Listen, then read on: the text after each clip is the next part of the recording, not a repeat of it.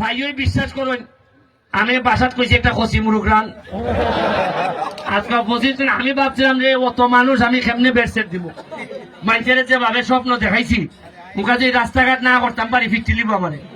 আর সোনাঘাটে মানুষের আমি চিনি বাবা রাগ উঠলেও ভয় নাই এরপরে খসি মুরুখ খাইয়া 25 কোটি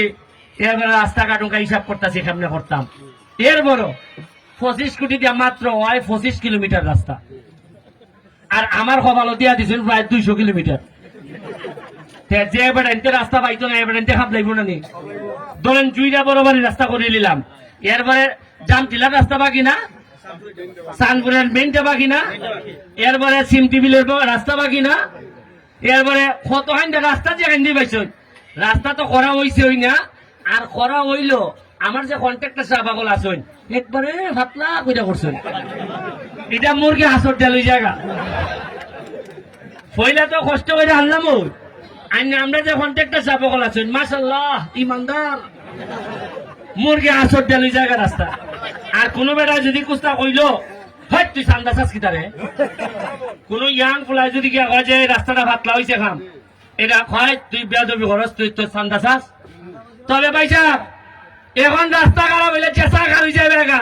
সান্দার কথা কইয়া টিকটার তারা বেরিস্টার সুমন এখন এমপি এলাকা জেসাই কইবা জেসা কন্ট্রাক্টর ওকা কইবা যে কেন কাম খারাপ হইতাছে কারণ দম লই মাত আছে ফোন লাগাইবা গুনানো 01711389052 এমপি সাহেব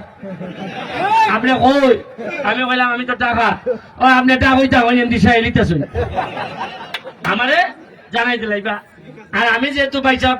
2 নম্বর হারাম খাইতাম না খেউরে হারাম বানাই বেলে দিতাম না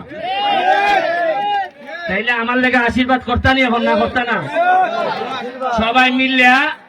আমি তো এমন হইতে পারে 5 বছর নাও বাঁচতাম পারি কিন্তু আমি এমন একটা জায়গা সোনারঘাটটারে রেখে যাইতাম চাই সারা জীবনে যেন আমরা যারা পরবর্তী প্রজন্ম আছে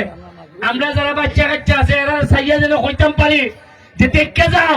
যে জন্মের পরে যে চাঁদপুর আমরা বাঁচলাম মরার আগে এর চেয়ে বালা চাঁদপুর আমরা রেখে দিতেছি আমি